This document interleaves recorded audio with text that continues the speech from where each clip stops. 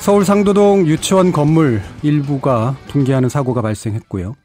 어제부터 무너진 유치원 건물의 철거 작업을 시작했습니다. 인근 건물의 추가 붕괴 위험은 없는지 불안감은 여전한데요.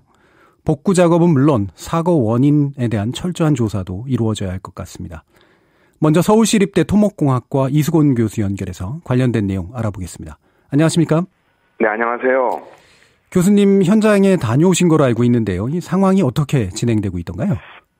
무너지고 나서 그날부터 이제 밑에 흙을 메우면서 지금은 이제 크러셔를 앞세기를 이렇게 뜯어내고 있거든요. 근데 거기에서 지금 뭐가 있냐면 이게 붕괴 사전에도 지금 문제가 있었지만은 붕괴 후의 대책이 좀 납득이 안 됩니다. 이거는 이런 큰 사건들은 사실은 어떻게 보면 일부 책임이 있는 구청한테 맡겨놓고 이거는 사실 중앙정부에서 나서야 되는 거거든요. 그렇군요. 어떻게 보면 지금 복구하는 쪽으로 이렇게 의도는 참 의도적인 건 아니겠지만은 결과적으로 좀 증거가 훼손되고 있거든요. 그래서 이렇게 하면 한 달 후에 원인 조사가 나오더라도 이거를 왜곡되더라도 할 말이 없어요, 사실은요.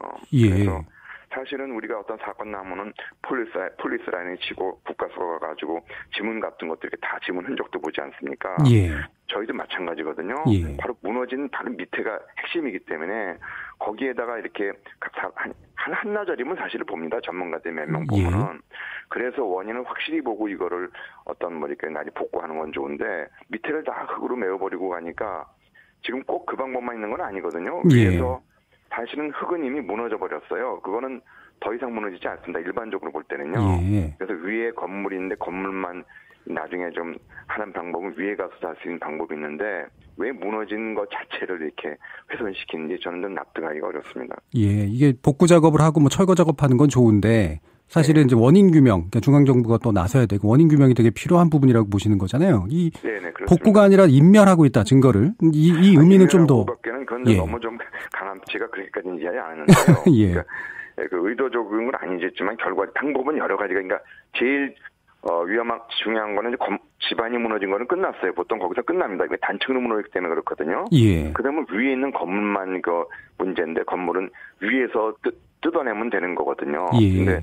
근데 그 밑에까지 제일 중요한 밑에 집안이 움직인 것까지 원인 지금 조사를 해야 될 상황을 그거를 그런 식으로 한다는 거는 제가 여기뿐만 아니라 우면산 산사태도 하자마자 그냥 덮어버리고 또 싱크홀도 우리나라 덮어버리거든요. 또 원인이 훼손되니까 그 다음에는 어떤 처벌도 어렵고 나중에 우리 교훈을 얻을지 못합니다. 똑같은 방법이 반복됩니다. 그러니까 자꾸만. 그러면 지금 뭔가 이게 자꾸 덮여져 버리고 있는 것 같은 그 원인은 어디에 있다고 보시는 건가요? 원인은 그 편마음 지역에 단층이 있는데 단층이 경사가 한 40도 정도가 돼요. 근데 공사할 때 공사하는 철근으로 이렇게 네일링이라는데 철근 길이로 했는데 길이는 한 5.5m밖에 안 돼, 짧아요. 그래서 한 10m나 한 15m로 길게 했어야 되는데 그리고 개수도 많게 하고 그러니까 지질에 맞는 적합한 보강공법을 제대로 설치지 않아서 그런 겁니다. 이런 일이 왕왕 있습니다. 그러니까 지질에 맞는 적합한 이제 그 공법이 적용됐었는데 아니다라고 지금 보시는 거죠? 네, 그렇습니다. 그 유치원이 사실 그 부분에 대해서 안전진단을 요청했는데 시공사나 교육지원청이나 구청이나 사실은 책임을 서로 돌린 것으로 알고 있어요.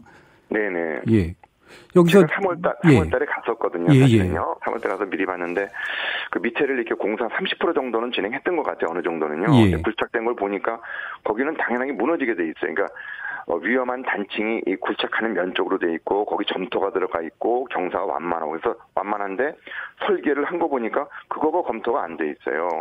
그래서 제가 그게 무너지면 위에 건물 바로 요번에 무너진 초등학교 그 건물까지도 무너지기 때문에 그것까지 대책을 세우라고 제가 딱 보고서에 썼거든요. 근데 그거를 안 하고 한 것 같습니다. 저도 그 내용을 좀 본 것 같은데, 그러니까 실제로 조사를 이후에 뭔가 이제 위험이 있다라고 좀 경고를 하셨고, 나중에 하루 전인가 왜 건물 균열이 발견됐는데도 사실은 거기에 대해 적합한 조치가 이루어지지 않았어요. 이게 왜 이런 식의 문제가 발생되는 건가요? 사실은 공무원도 우리가 자꾸만 탓을 공무원도 거기 담당 인원이 몇 명 안 되고 실제로 담당하는 게 너무 많아요. 한 수백 개 될 텐데 또 전문성도 떨어지고요. 그래서 사실은 제가 말씀드리고 싶은 거는 세월호가 꼭 어떻게 보면 세월호하고 똑같거든요.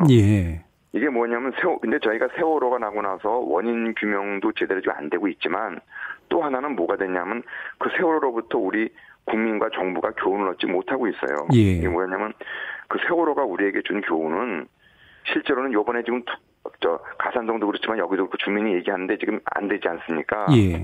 사실은 너무 정부에게 우리가 기대를 해요. 사실은 이거를 정부가 할 수 없는 겁니다. 예. 이번에 두 것처럼 탓할 것이 아니라 현장의 공무원이 할 수가 없어요. 그래서 세월호가 우리에게 준 교훈은 국가가 전부 다 할 수 있는 게 아니기 때문에 우리 국민들이 주인의식을 가지고 정신을 차려라. 예. 이게 자기 거다. 우리가 국민이 참여해야 한다는 얘기고요. 예. 그래가지고 우리나라 국가의 안전 패러다임을 바꿔달라는 그런 외침이었거든요. 사실은요. 예. 그런 게 안 되니까 자꾸 반복되는 겁니다. 이게. 예. 이게 이제 그러니까 사실 뭐 인력과 어떤 자원 문제도 있고 국가가 모든 걸 다 해결해 줄 수는 없는 건 맞는데 안전 패러다임을 바꿔야 된다라면 그 바꾼 어떤 결과물은 어때야 되나요? 국민이 참여해야 돼. 국민이 직접 주인의식을 가지고 참여해야 돼. 정부에서도 솔직하게 얘기하셔야 돼. 이건 전부 다 우리가 할 수 없기 때문에 예. 우리는 열심히 하고 싶은데 우리가 만약에 할 수가 없다. 이번에 똑같이처럼. 그러니까 예. 전체 국민이 밑바닥에 제일 잘 알잖아요. 자기 주의에 대해서요. 예. 직접 참여해가지고 각 지자체마다 거기 전문가들이 다 있거든요. 예. 그럼 타이밍의 문제입니다. 빨리 하면 이번에 두 개 가산동이나 연에 다 막을 수 있었거든요. 예. 그래서 타이밍을 놓치기 때문에 공무원은 또 할 수가 없고 잠깐 주저하고. 예. 그러니까 이런 시스템을 놔두고 시스템이 없는데 어떻게 그거를 자꾸만 몇 번만 치기만 합니까? 제가 보기에는 그 어떤 공무원도 그렇고 업자도 그렇고 전부 다 실행량의 우려가 많아요. 왜냐하면 그 업자는 돈을 벌어야 되고요. 그렇죠. 이런 시스템이 없는데 그거를 개인의 양심만 맡기고 공무원의 양심만 맡기고 그것도 제가 보기에는 그게 바로 핵심을 지금 하지 않고 국가에서는 국민안전처만 조직만 바꾸고 실제로는 밑에 있는 세부 조직은 움직이지 못하는데 그래서 제가 보기엔 이 위정자들이 확실하게 포인트를 아는 게 중요해요. 그리고 국가가 이게 파라다임이 바뀌지 않는 이상 어떻게 보면 고리가 돼 있거든요.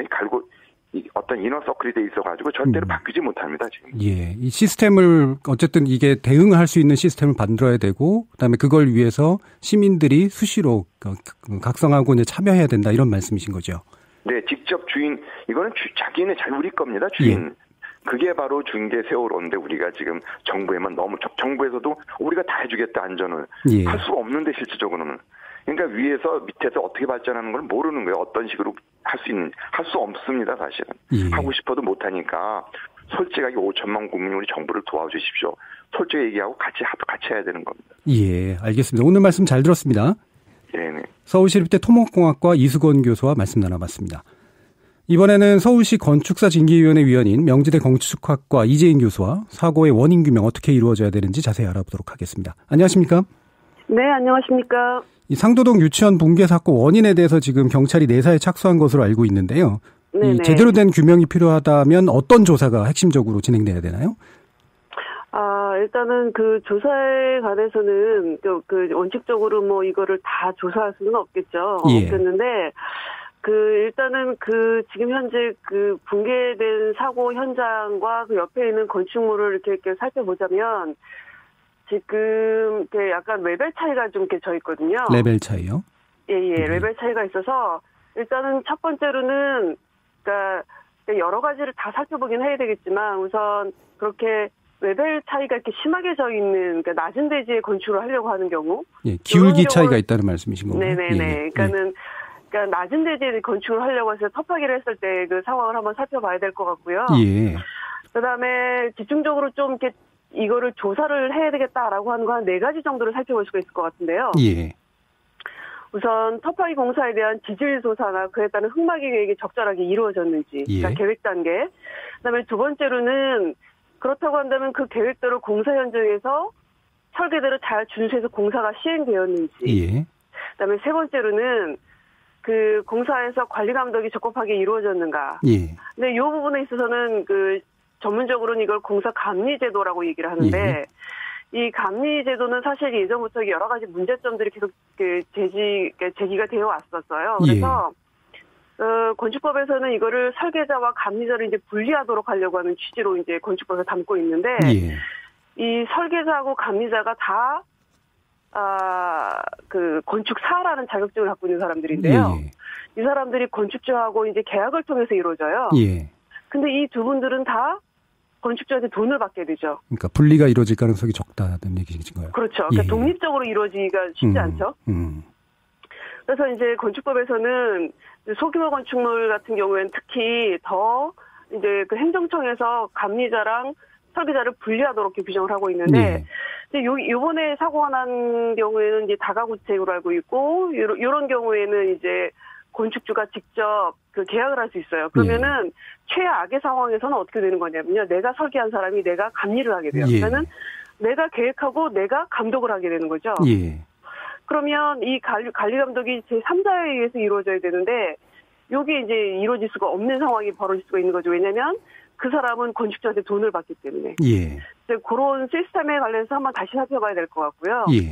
예전에 그 소규모 이 다가구나 이런 거 같은 경우에는 너무 이제 그 행정청에서 건축주나 이런 개인한테 너무 침해가 이루어지는 건 아니냐라고 이제 분리를 안 했었는데, 이런 부분에 관해서 다시 한번 살펴볼 수가 있을 것 같고요.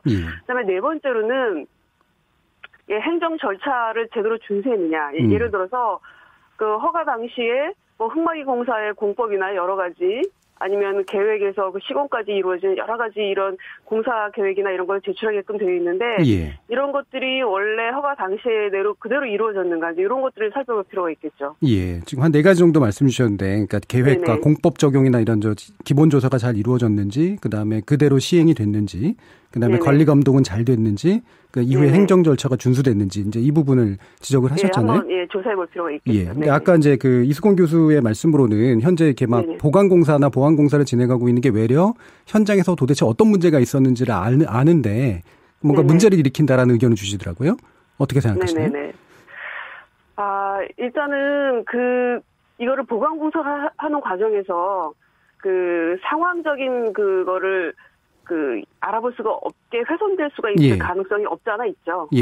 하지만 지금 상황에서 이거를 보강공사를 안 하게 되면 지금 현재 기존에 있는 옹벽이 다 이렇게 서져 있기 때문에 오늘 해체 공사를 했잖아요. 일부 이렇게 무너진 부분에 관해서 나머지 부분도 다 이거를 해체할 수가 없을 상황이 될 거예요. 그래서 그러니까 어떤 측면에서는 그냥 원인 규명이 있는 토질에 있는 상황만 가지고 이야기할 수도 있지만, 제가 말씀드린 대로 이런 계획적인 상황이나 이런 우리가 도서를 제출했다거나 아니면 행정적인 상황에서도 일정 부분 또 가능하고요.